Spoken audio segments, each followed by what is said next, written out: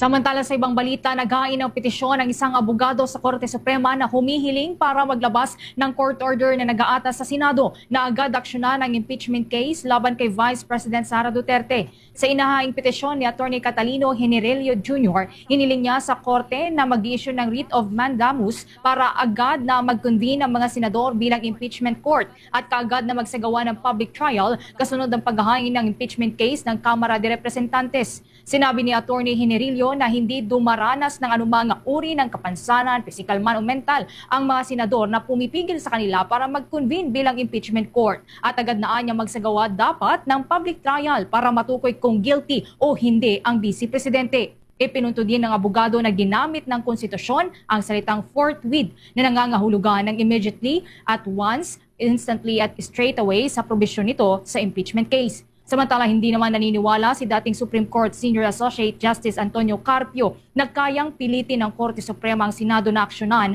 ang naturang impeachment case. Nauna na ring sinabi ni Senate President Chizzy Escudero na hindi dapat itulak ng House members ang Senado na agad aksyonan ang mga aligasyon na anyay inabot ng ilang buwan bago mapagpasyahan ng House members na i-impeach ang Vice Presidente. Sa iba pang o kaugnay na balita, naniniwala naman ng ilang mga dating senador na maaari pong umabot sa Korte Suprema ang impeachment complaint laban kay Pangalawang Pangulo o Vice President Sara Duterte dahil sa mga isyong may kinalaman po sa timeline ng proseso ng impeachment. Kabilang dito sina dating Senate President Frank Drilon at Senator Kiko Pangilinan kung saan iginiit naman ito na ang Korte Suprema ang maaari daw kung maging huling tagapagpamagitan sa usapin ukol sa kung kailan dapat simulan ng Senado ang impeachment trial. Samantala, binigyang din nitong si Senator Risa Ontiveros ang tungkulin po ng Senado na manatiling tapat sa kanilang mandato, kabilang na ang agarang pagtalakay sa impeachment complaint. Ito'y sa kabila ng panindigan nitong si Senate President Francis Escudero na hindi maaaring simulan ang impeachment trial habang nakareses ang Senado, lalo na't hindi ito naipasa sa plenaryo bago ang kanilang break. Nag-ugat ang debate kung dapat bang simulan agad ang impeachment trial o hintayin na matapos ang May 2025 midterm elections matapos nang i-adjourn ng Senado ang kanilang sesyon nitong Pebrero 5 nang hindi po tinatalakay ang articles of impeachment na ipinadala ng Kamara sa kaparehong araw. INC or Iglesia ni Cristo ay talagang hindi nasusuportahan ang lineup ni Marcos Jr. Ito, panoorin nga natin to. Oh, maganda to palingan natin. Tanggalan natin ng sounds. O, ano to? O, naglalakad-lakad. Wala nang karisma sa sariling kababayan. O. Eto na nga, ito yung kinakabahan ng mga kandidato ni Marcos. Sa tutusin, ito clip lang ito Clip lang tong papanood ko sa inyo. May pinaka-full video tayong papanoorin, no? Pero ito clip lamang. Alam nyo nga, kapag kasi, ito yung kinaganda sa Pilipinas, na kapag inabuso mo ang isang relihiyon, is ramdam ng ibang relihiyon yan. At talagang nararamdaman na rin talaga siguro ng Iglesia ni Cristo na itong ginawa sa KOJC, dami nagchat-chat, na itong ginawa ng kay OJC, oy, may tumatawag pa! Sino yan? Sino yung tumatawag? Nagbablog ako, oy!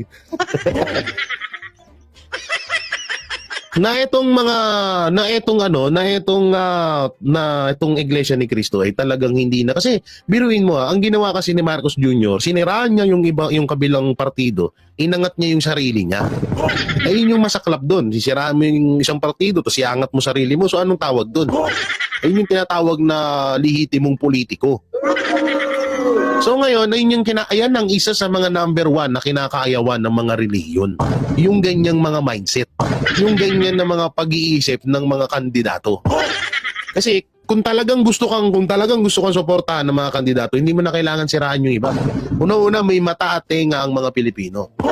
Alam nila kung sino yung gumagawa ng tama at sino gumagawa ng mali.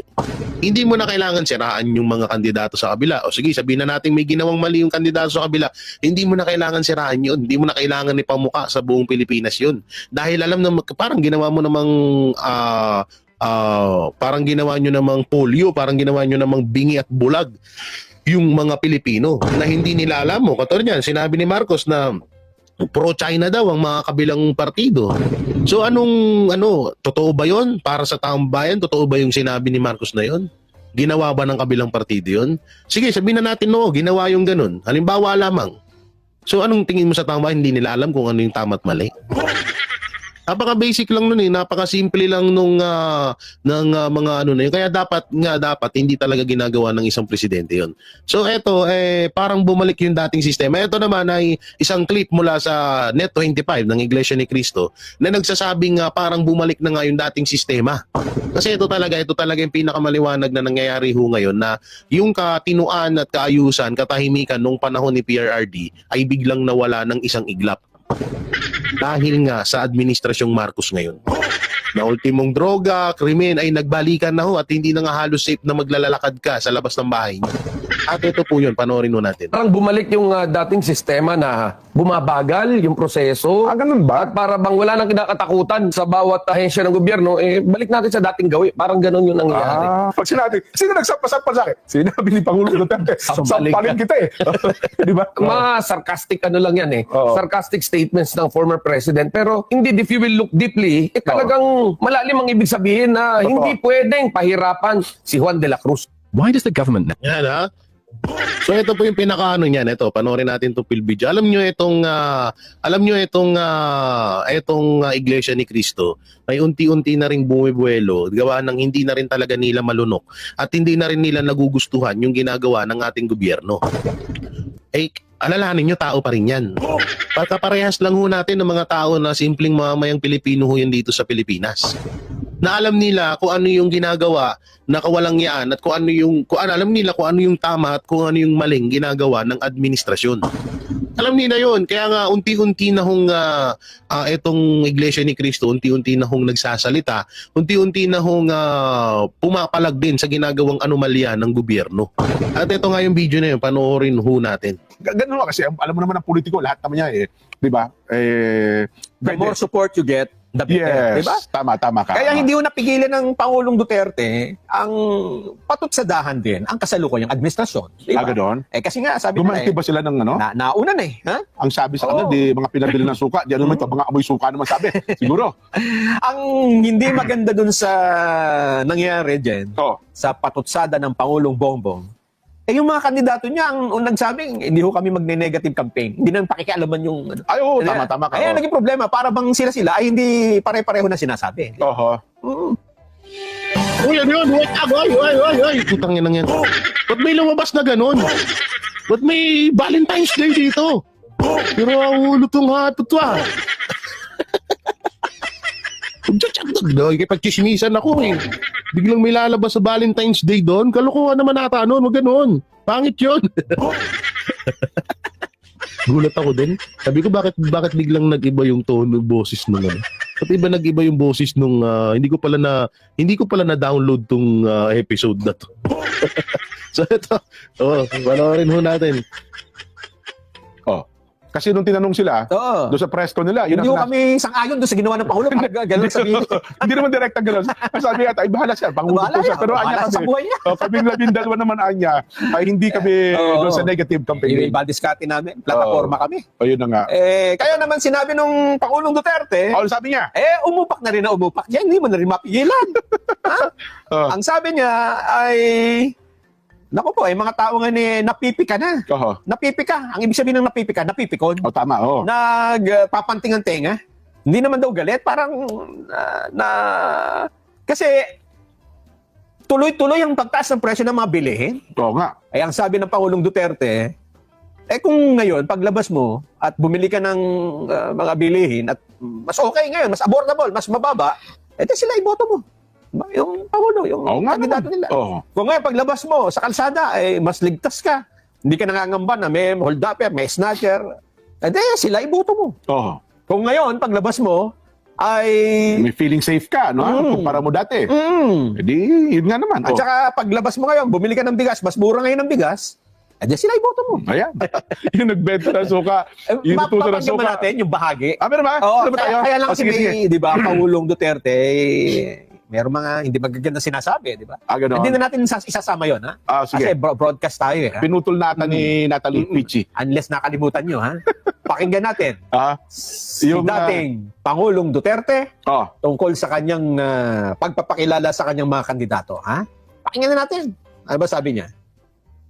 So kagaya nitong bigas, which is really tumatama yan sa tiyan, pati sa puso ng Pilipino, hindi niya nakuha yung pinaka. Either is subsidized o whatever, but it goes on up and nahihirapan po ang Pilipino to cope up. Bukang hindi niya kaya na habulin yung presyo. Yan na lang sa pagkain. Huwag na yung iba. Pwede natin yung graft and corruption. Nandyan yan eh. Paski anong klaseng administrasyon.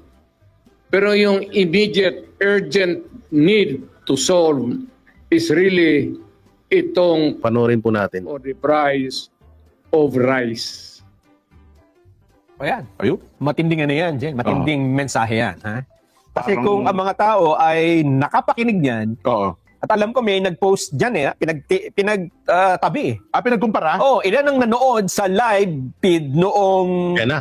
kick-off. Katulad nung pinakita ko kanina, ha? No, katulad nung pinakita ko kanina, ang Iglesia ni Cristo po ang magpapatotoo kung ano ho yun. Kung ayun po ba ay fake or hindi. So ito, pakinggan mo natin. Ali, dyan sa Lawag. Okay. At ilan yung dito sa Club Pilipino? Okay. Lumilitaw. Parang dalawang noontime show dati, nagkasabay, anong nangyari? Ay, napakalayo ng agwat. Naku po. Ganun. Nasa 230,000 yung sa administrasyon. Okay. Dito kina Pangulong Duterte, mahigit yatang 1 milyon eh. Naku po. O yan ha, maliwanag na maliwanag. O baka sabihin nyo, pati yung iglesia naglolo ko. Baka sabihin nyo, fake news ang iglesia. Oo, meron akong pinost niyan sa sa YouTube. Meron akong pinost niyan sa YouTube mo kay JP Barao. Ito. Worst. Ito. Ito po yun, no? Maliwanag na maliwanag. O yan ha, putulin muna natin ulit yan. Ito po yung sinasabi ko. Yan. Yan po yung sinasabi ng Iglesia ni Cristo na ito nga lang 50 kita mo, inangat pa kayo kahit papano ng iglesia. Sabi ng iglesia 250k daw. Pero dito, ang lumabas nga dito, umabot lang kayo ng 59k. Views. Samantalang sa mga Duterte, umabot ng 1.5 views. So doon pa lang panalo na kami. Ortega, asan na yung sinasabi mong lagapak at olat sang lineup ng mga Duterte? Anak ng teting ng mga Ortega, Dapat ikaw yung pinapatawag sa sa Congress. Ikaw yung fake news eh. 1.3 million. 2 million kung hindi ako nagkakamali. Pero ako naman, di ko naman masasabi siguro na pwede nating ipagkumpara. Pagbatayan. Kasi hindi naman magkasabay yung araw at oras na yun eh. Yun nga. Di ba? Hindi, ano rin yun medyo puputulin ko yung sinasabi nung isa sa mga itong announcer, angkora. Hindi rin po yun, sir, kasi una-una at paulit-ulit ho namin sinasabi, dalawang naging pangulo na ho ang ipinanalo ng mainstream media. Ng social media.